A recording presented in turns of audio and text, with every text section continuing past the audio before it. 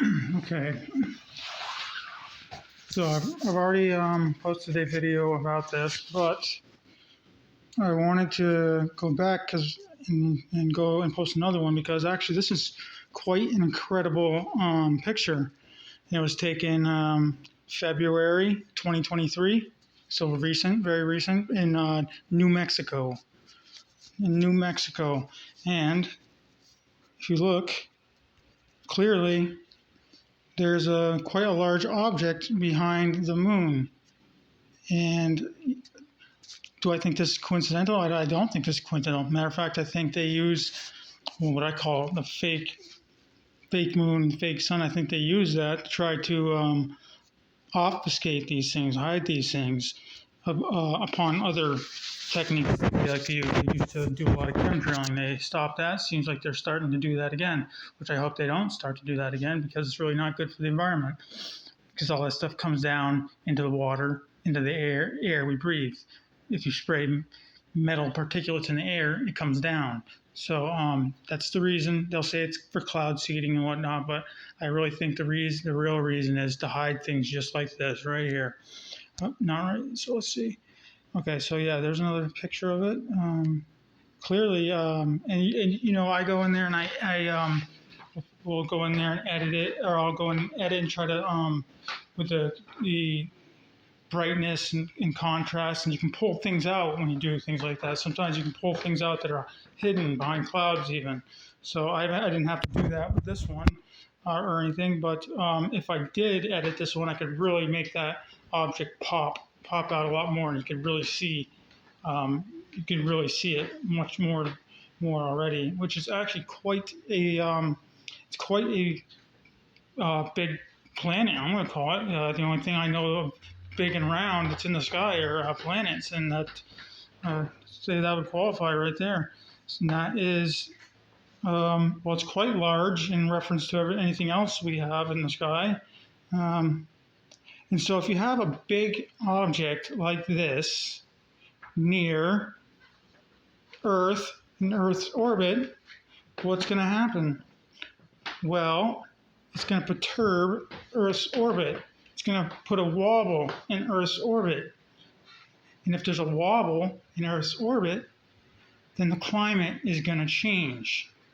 Because every time that wobbles, your location is not in the same location it was in relation to the sun.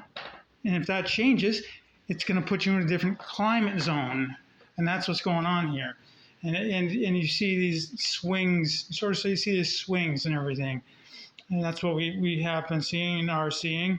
And so to me, although the greenhouse effect is, it's a true scientific method, or theory. The theory is sound. That is true.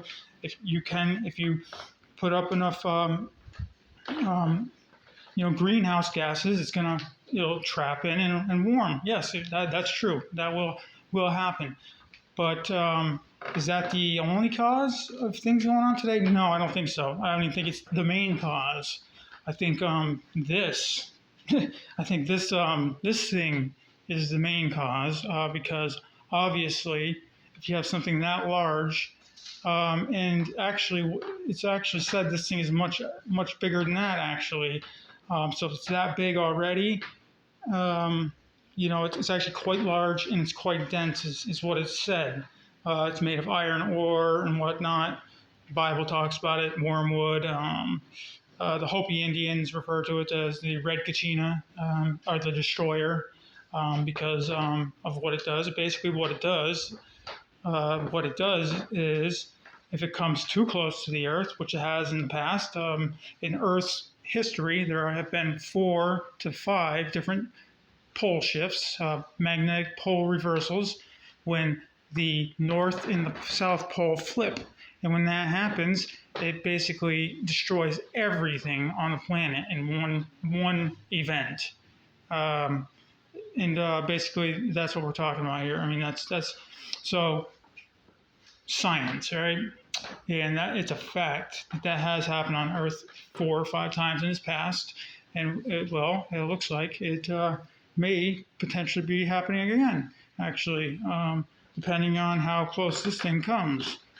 And, you know, it is scary.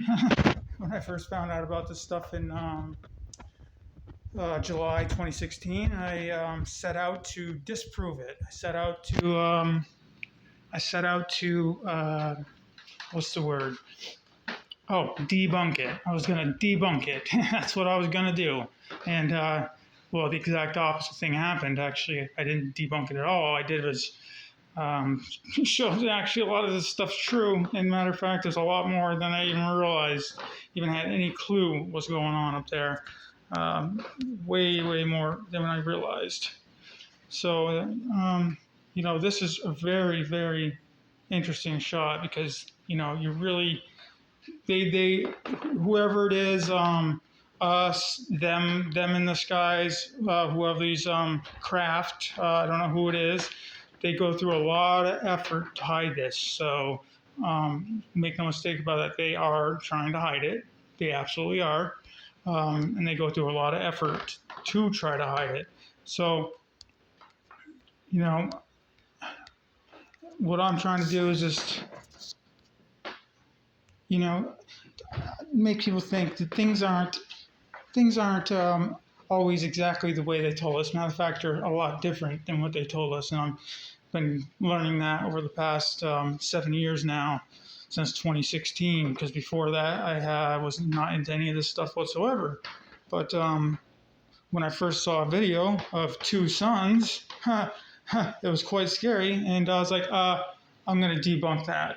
And I was not able to. Matter of fact, it was just the opposite, and I was able to prove actually there is some to that. So now that I'm talking about the fake sun, the fake moon that they used, which sounds crazy. Again, sounds really crazy.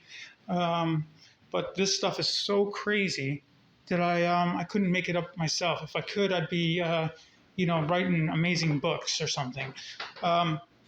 Let's see here.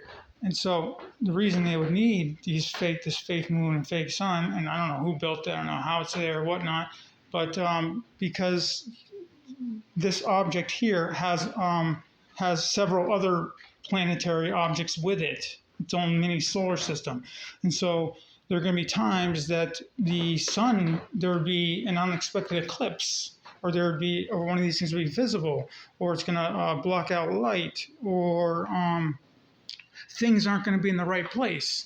And so I think that's why they have this fake sun and fake moon, because if they didn't, well, it'd be very, very evident that something is wrong up there, because things wouldn't be in the right place, or, you know, there'd be unexpected darkness in the middle of the day for no reason, and things like that.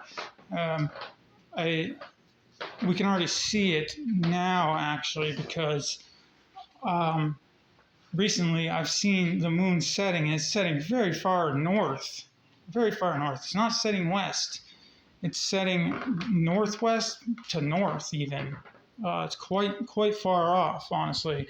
And also, you can also see with the crescent, the moon with the cycle, there's times when it's supposed to be a crescent from left to right, but you get sometimes you get the crescent from vertically, from north to south, or where you get the crescent on the top or the crescent on the bottom during the new moon, or during the new moon phase or whatnot. And it's never supposed to be like that. It's not supposed to be a crescent. It's not supposed to be a crescent on top or the bottom of the moon. But you get that, and you see that. I have pictures of that. So it doesn't take much, just some looking, some research, and I did a lot of skywatching